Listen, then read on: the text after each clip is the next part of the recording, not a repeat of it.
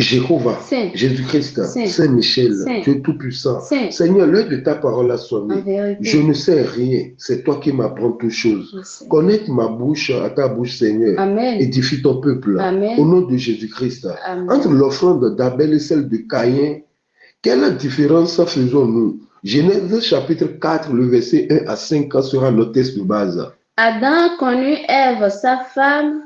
Elle conçut et enfanta Caïn et elle dit, j'ai formé un homme avec l'aide de l'Éternel. Elle enfanta encore son frère Abel. Abel fut berger et Caïn fut laboureur. Au bout de quelque temps, Caïn fit à l'Éternel une offrande des fruits de la terre. Oui. Et Abel, de son côté, en fit une des premiers-nés de son troupeau Oui. et de leur graisse.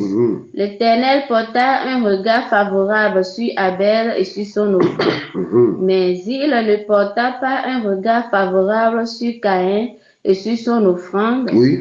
Caïn fut très irrité Oui. et son visage fut abattu. Alléluia. Alléluia. Alléluia. Alléluia. Alléluia. Alléluia. Entre l'offrande d'Abel et celle de Caïn, quelle différence faisons-nous? D'abord, l'offrande approuve la sincérité de notre amour pour Dieu et les uns pour les autres. Un don ne devrait jamais être fait. Église, écoutez. Un don ne devrait jamais être fait juste parce que l'Église en a besoin, mais aussi et toujours parce que nous voulons exprimer notre amour pour notre Dieu. Voilà une véritable adoration.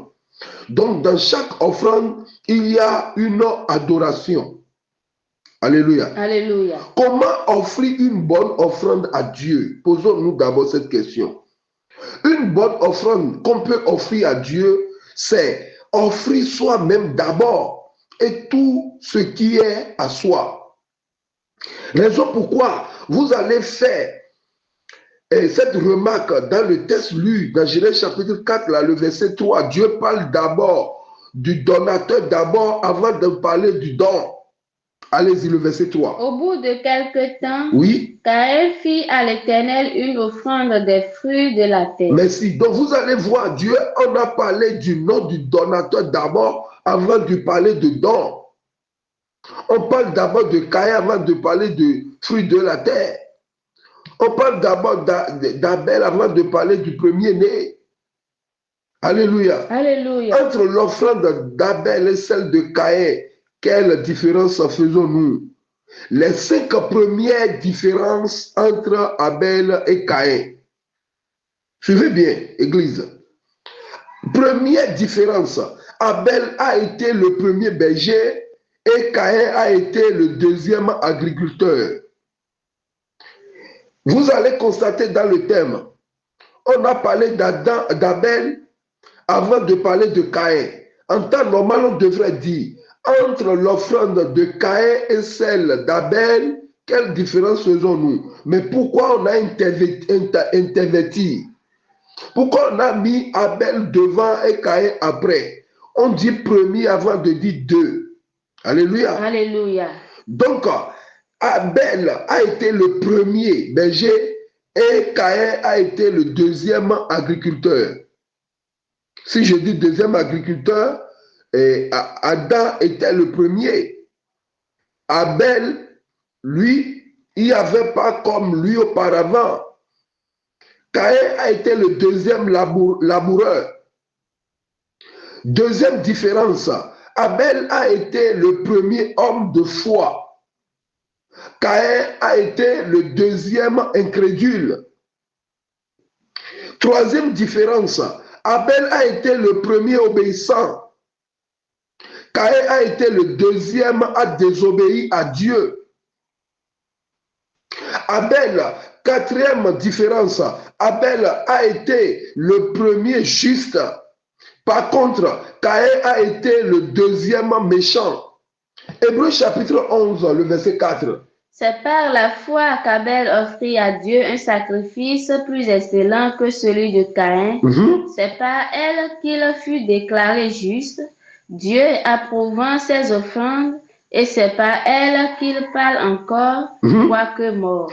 Donc, les 5 différences-là se trouvent dans la Bible aussi, dans la vie d'Abel et de Caïn. 5e différence, Abel a été le premier martyr. Caïn a été le deuxième meurtrier. Alléluia. Alléluia. Donc si vous allez constater, on dit 1 avant de dire 2. Donc Abel devait venir avant Caïn. Église, réveillons-nous. Les premiers peuvent être les derniers et les derniers peuvent être les premiers. La vie d'Abel et de Caïn est regorgée de beaucoup d'enseignements. À vue d'œil, on voit Caïn premièrement comme le premier-né, mais Abel est venu après, mais il est devenu le premier et Caïn est devenu le deuxième, car le deuxième est le premier des derniers. Alléluia. Alléluia. Tout a commencé le jour que Dieu a dit à Adam, le père, de préparer ces 2 garçons, Caïn et Abel, afin de lui offrir un sacrifice pour l'expiation de leur péché et celle de leur progéniture.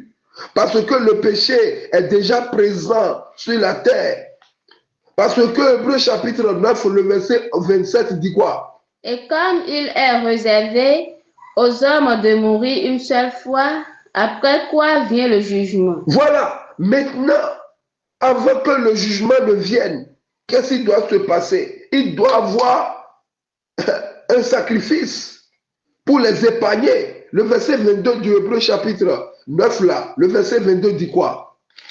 Hébreux chapitre 9, le verset 22. Et presque tout, d'après la loi, est purifié avec du sang. Et sans effusion de sang, il n'y a pas il n'y en aura pas le pardon des péchés. Alléluia. Alléluia. Donc, le péché prend sur ces 2 enfants, car on les a conçus dans le péché.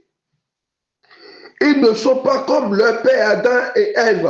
Adam et Ève, eux ne sont pas conçus dans le péché, mais eux, à partir de Caïn, eux sont conçus dans le péché. Donc, sans le fusion du sang, il n'y en aura jamais le pardon des péchés. Maintenant, Adam et Ève avaient des filles aussi, mais le choix de Dieu s'est porté sur Caïn et Abel, car Dieu utilise seulement que les hommes auparavant, pas les filles. Ces 2 jeunes hommes vont apporter une offrande chacun, et de grâce, cela doit être une offrande sanglante. C'est ce que Dieu a dit, ça devait être une offrande sanglante. Car qu'il vous souvienne, le premier sacrifice sanglant a été fait par Dieu lui-même dans le jardin d'Éden. Genèse chapitre 3, le verset 21. L'Éternel Dieu fit à Adam et à sa femme des habits de peau, oui, et il les en revêtit. Alléluia. Alléluia. Écoutez, mais ce sacrifice a été fait à l'intérieur et non à l'extérieur. Maintenant, les enfants sont à l'extérieur. Ils ne sont pas à l'intérieur du jardin. Ils sont à l'extérieur. Le premier sacrifice a été fait à l'intérieur. Mais l'extérieur est risqué. Le méchant est là-bas.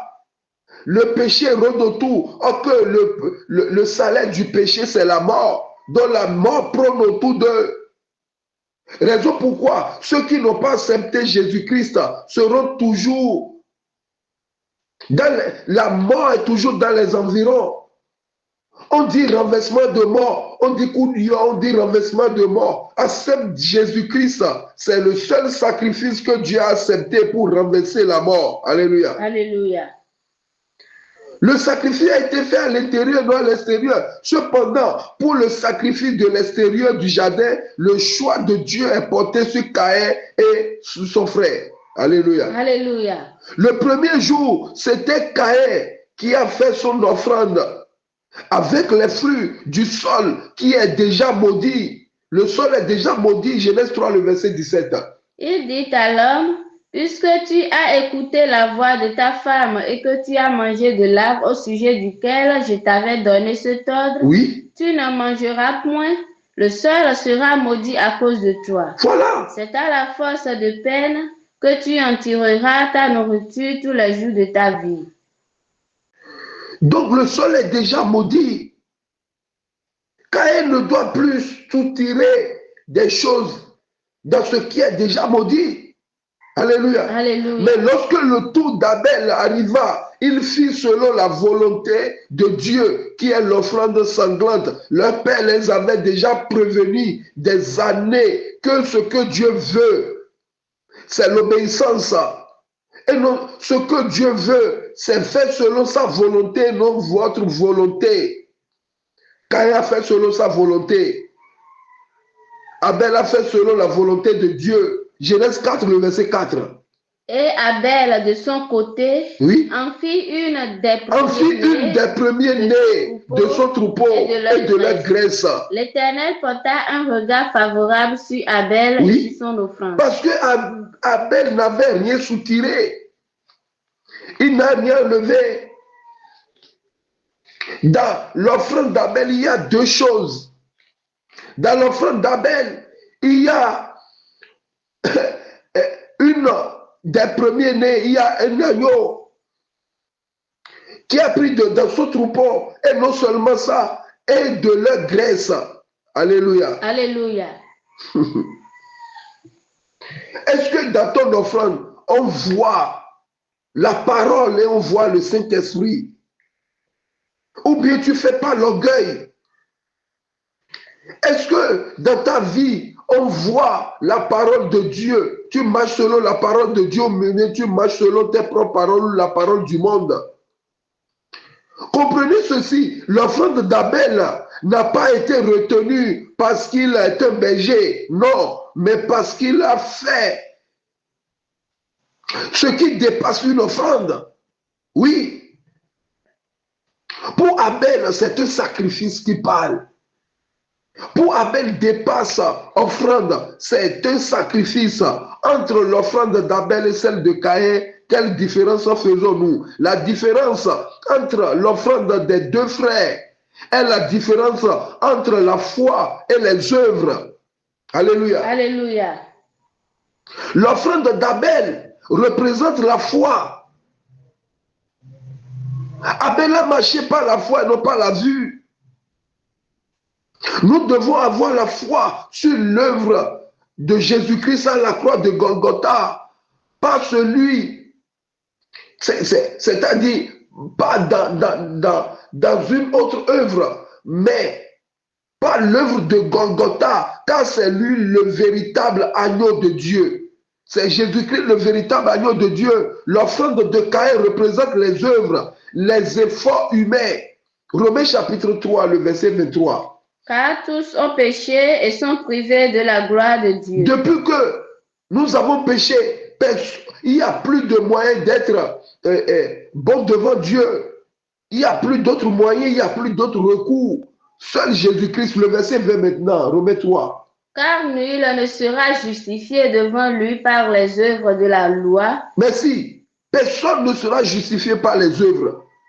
C'est ça la vie des sots qui croient avoir la bénédiction par ses efforts personnels. Cependant, Jacob était à la maison sans rien faire, mais c'est lui qui a obtenu les bénédictions. Bien-aimés, les Caïens sont les gens, ou les Caïens sont les gens de chrétiens qui croient prier plus que les autres, prêcher plus que les autres, chanter plus que les autres, adorer que tout le monde. Et à la fin, ils sont déçus. Car le salut n'est pas d'abord le faire, mais le salut, c'est le croire. Le salut n'est pas d'abord le faire, c'est de croire maintenant de faire. Entre l'offrande d'Abel et celle de Caïn, quelle différence faisons-nous? C'est la différence entre la loi et la grâce. Alléluia. Alléluia. Différence entre la loi et la grâce. Nous sommes à 7e différence. La loi et la grâce. Caïn représente la loi. Caïn est égal à la loi. Abel est égal à la grâce. Caïn pouvait dire, quel que soit ce que je fais, c'est moi le propriétaire, car je suis le garçon, je suis l'aîné. Mais Abel, c'est la grâce. Dans le livre de la Genèse, ce sont souvent les seconds qui sont porteurs de l'alliance. Suivez-moi bien, Église. Dans le livre de la Genèse, ce sont les seconds qui sont porteurs de l'alliance. Isaac, Enoch, Ismaël. Jacob a eu la grâce, Enoch et Saül. Judas et Joseph ont eu la grâce, Enoch, Ruben et Siméon. Ephraïm a eu la grâce, Enoch, Manassé, son grand frère. Moïse a eu la grâce, Enoch, Aaron. Aaron était âgé plus que Moïse, mais Dieu a appelé Moïse. Pierre a eu la grâce, Enoch, André, dans le Nouveau Testament. C'est André qui a amené Pierre à Jésus-Christ. C'est André qui a amené Simon à Jésus-Christ. Mais Jésus-Christ l'a changé de nom et l'a mis comme la pierre angulaire. Alléluia. Alléluia. Et l'a donné comme fondation de l'Église. Ceux de l'Ancien Testament n'ont pas eu la grâce que nous avons, nous qui sommes venus derrière Jésus. Je dis bien derrière Jésus. Devant Jésus, c'est l'Ancien Testament. Derrière Jésus, c'est la grâce, c'est le Nouveau Testament. L'image de la femme à la perte de sang montre bien la différence entre la loi et la grâce. Marc chapitre 5, le verset 25 à 26. Or, il y avait une femme atteinte d'une perte de sang depuis 12 ans. Oui. Elle avait beaucoup souffert entre les mains de plusieurs médecins. Elle avait dépensé tout ce qu'elle possédait. Oui. Et elle n'avait éprouvé aucun soulagement, mais était allée plutôt en wow. Alléluia. Alléluia. Ces deux versets, le verset 25 et 26, montrent la vie que menaient ceux de l'Ancien Testament. Caïn, Esau, Ruben, etc. C'est comme ça ils ont souffert. Quand ils comptaient sur leurs propres efforts, la femme là comptait sur son argent. Elle avait dépensé devant, derrière, à gauche, à droite. Mais elle n'avait pas eu gain de cause. C'est ça la vie d'un religieux qui croit avoir dépensé pour les visionnaires, qui croit avoir dormir à l'église. Donc, c'est-à-dire c'est du mérite. Non, c'est la grâce d'abord. Il ne faut pas mélanger. Alléluia. Alléluia. Ça, c'est la religion. C'est comme ça, ils ont souffert en comptant sur leurs efforts. Le verset 27, 28, 29. Ayant entendu parler de Jésus, oui, elle vint dans la foule par derrière et toucha son vêtement. Car elle disait, oui, si je puis seulement toucher ses vêtements, je serai guérie. Wow. Au même instant, la perte de sang s'arrêta et elle sentit dans son corps qu'elle était guérie de son mal. Alléluia. Alléluia. Alléluia. Alléluia. Alléluia. Alléluia. Ces trois versets maintenant montrent la vie du Nouveau Testament. Ayant entendu, ce n'est plus nous qui allons faire, mais Jésus-Christ qui a tout accompli par son sang, qui a remplacé le sang, qui a remplacé le bouc, qui a remplacé l'agneau d'Abel, qui a remplacé le sang. C'est le sang de l'agneau, véritable agneau que Dieu veut utiliser. Et le sang de Jésus-Christ va mieux que celui d'Abel qui a été versé par la méchanceté de Caïn. Car le sang d'Abel crie, or celui de Jésus-Christ parle. Hébreux 12, le verset 24.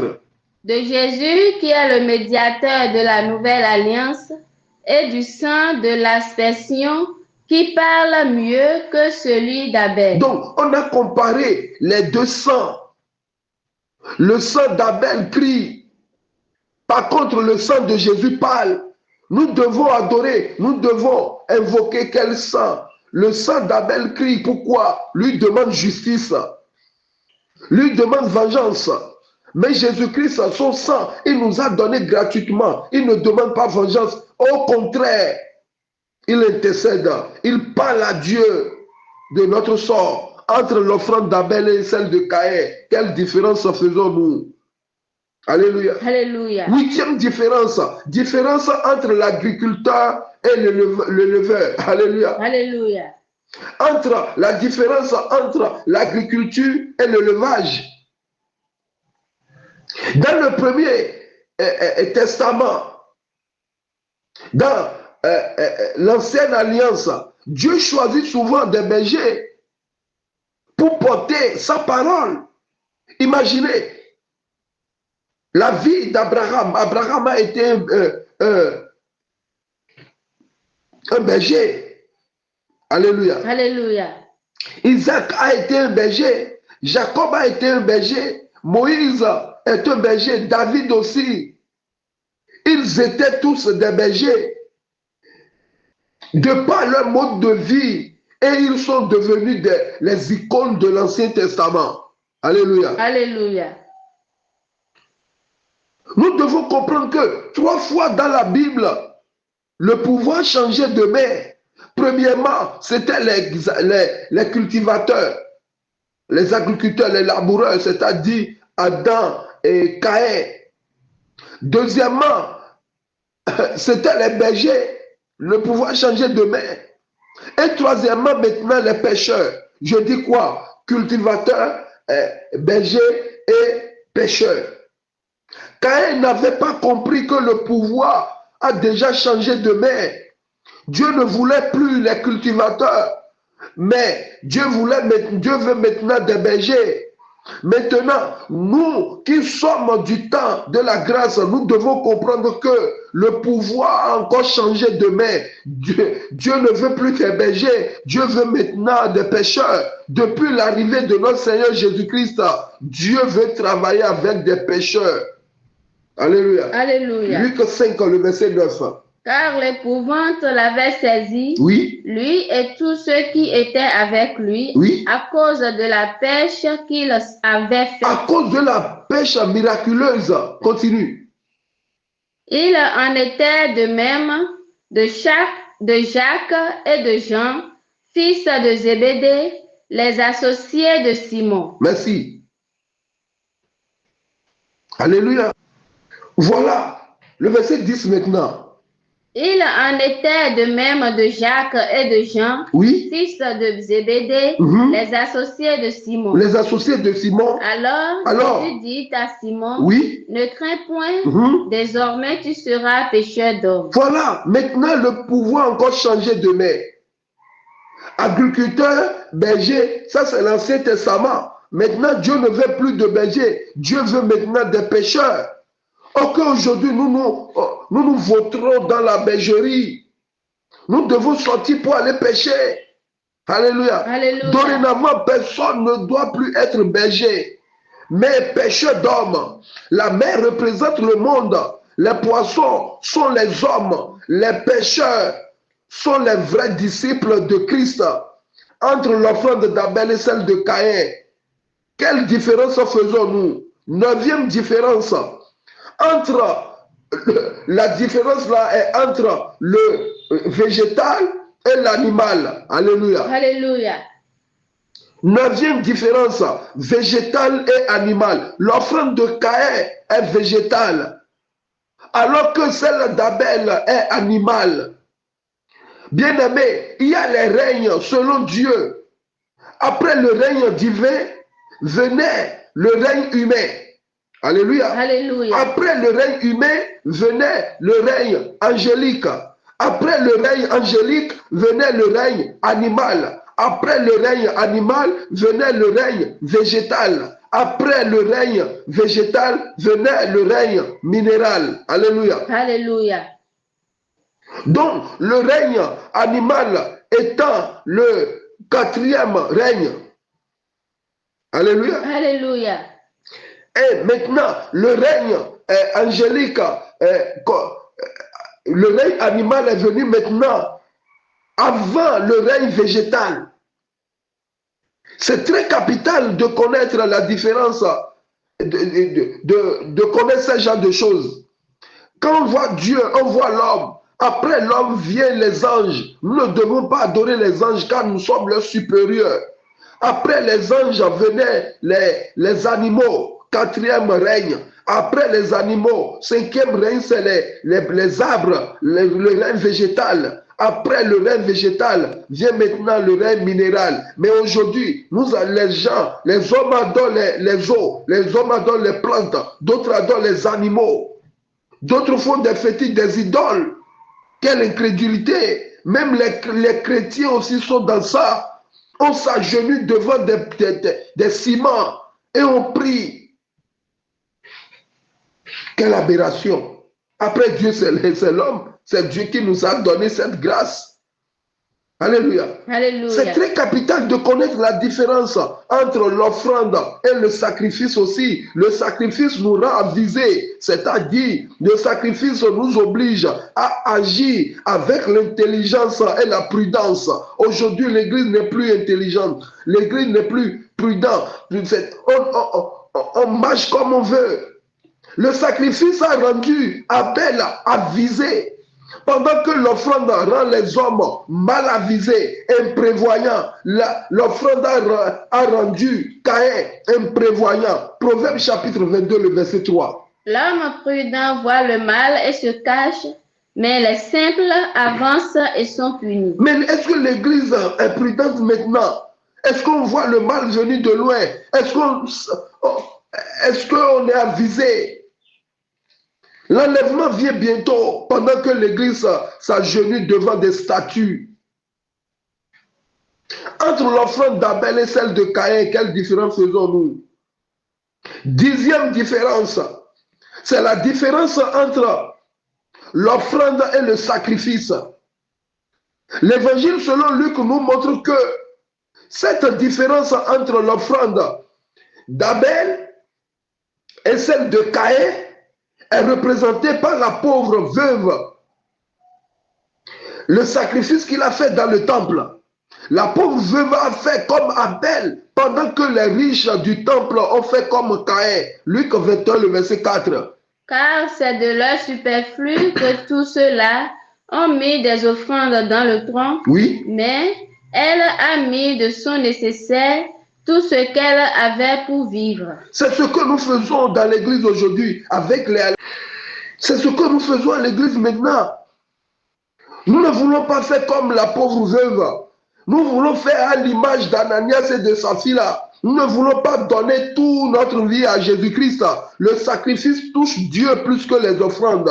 Car le sacrifice, c'est de donner tout à Dieu, toute sa vie à Dieu. Aujourd'hui, nous donnons notre argent, mais nous ne donnons pas notre vie à Dieu. Ananias et Saphira, ils ont donné moitié. C'est ce que nous faisons. Qu'est-ce que le sacrifice dans l'Ancien Testament et le sacrifice dans le Nouveau Testament? Le sacrifice dans l'Ancien Testament est un moyen d'évacuer la violence qui est dans la personne en tuant un animal. C'est-à-dire, l'humain dégage dans ce meurtre rituel la tension et l'animalité qui sont en lui et détourne la violence qui était initialement dirigée contre le prochain. Abel a pu se dégager par sa colère dans un sacrifice sanglant, alors que Caïn s'est laissé déborder par sa violence intérieure. Raison pourquoi il a tué son frère. Alléluia. Alléluia. Bien-aimé, qu'est-ce que tu pratiques, offrande ou sacrifice? L'offrande, c'est le corps. Le sacrifice, c'est le cœur. Qu'est-ce que tu fais à l'église? Est-ce que tu adores Dieu avec le cœur ou tu adores Dieu avec le corps? Raison pour laquelle dans le texte lu, nous démontre que avant que Dieu ne parle de l'offrande de chacun, Dieu parle de la personne d'abord. Dieu donne avec quel cœur? Pour nous montrer que les hommes comptent pour Dieu, le cœur compte pour Dieu, que les hommes, que le corps. Les hommes comptent pour Dieu plus que les animaux, plus que les objets. Or, l'offrande qui plaît à Dieu est celle qui vient du cœur. Psaume 51, le verset 19. Les sacrifices qui sont agréables à Dieu, c'est un esprit brisé. Oui. Oh Dieu, tu ne détestes pas un cœur brisé et contrit. Alléluia. Alléluia. Le sacrifice qui plaît à Dieu, c'est un esprit brisé. Rien ne touche davantage Dieu qu'un cœur qui se donne ou une offrande dans laquelle on a mis tout notre amour. Telle est la leçon d'Abel. Une amitié se consolide avec des dons coûteux. Comme le don de soi Car qu'est-ce que l'homme peut offrir de plus que sa propre existence? Alléluia. Alléluia. Telle est également la leçon du mystère de Pâques. Jésus a tout donné à Dieu, tout ce qui lui appartenait, c'est-à-dire sa propre vie jusqu'à la mort sur le calvaire.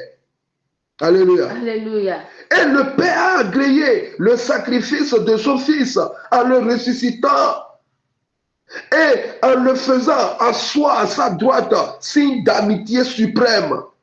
Si nous aimons Dieu, nous allons asseoir avec les véritables vieillards. Abel est bien une figure prophétique du Christ.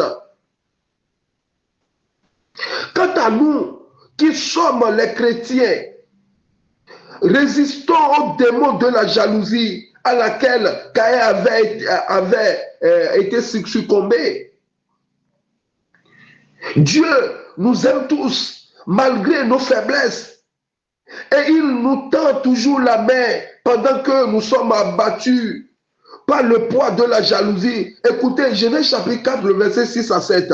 Et l'Éternel dit à Caïn. Aujourd'hui, Dieu te parle. Toi, Caïn de notre temps, Caïn de chaque église, Dieu vous parle, oui. Pourquoi es-tu irrité et pourquoi ton visage est-il abattu? Pourquoi, si quelqu'un dans ton entourage a eu le miracle de Dieu, pourquoi tu es énervé? C'est ça, c'est la jalousie qui amène la sorcellerie. La jalousie est la mère de la sorcellerie, oui. Certainement, si tu agis bien, tu relèveras ton visage, et si tu agis mal, le péché se couche à la porte, et ses désirs se portent vers toi, mais toi domines sur lui.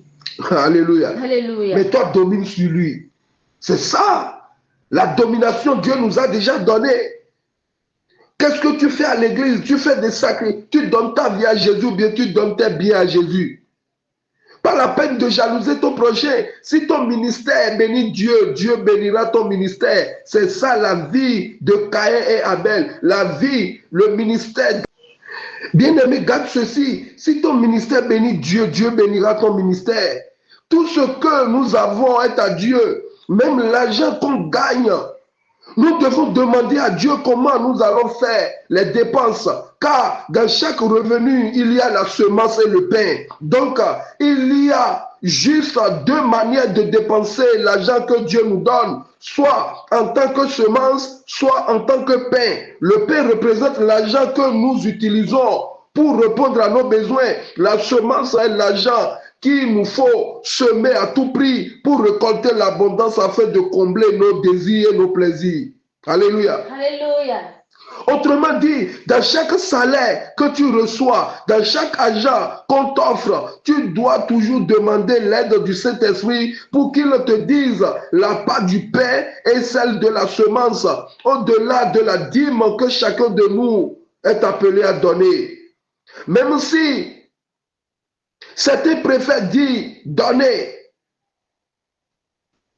il y a le pain, il y a la semence. En fait, pour nous mettre en coalition avec Dieu, nous devons connaître la volonté de Dieu. Alléluia. Alléluia. La semence n'est pas pour nous. Dieu nous l'a envoyé pour un but, pour nous amener à semer afin que la récolte soit abondante et que nous en profitons comme il faut. On ne mange jamais la semence, jamais.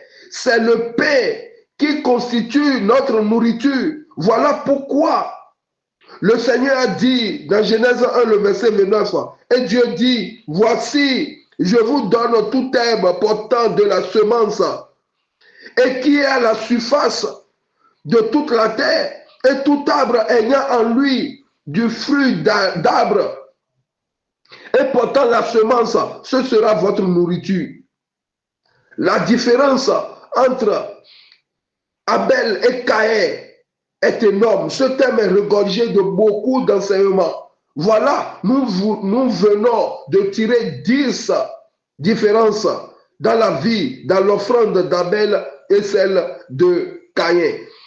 Bien-aimé, n'oublie pas, si ton ministère bénit Dieu, Dieu bénira ton ministère. Soyez bénis. Amen. Au nom de Jésus-Christ, Jéhovah, Jésus-Christ, Saint-Michel, Dieu Tout-Puissant.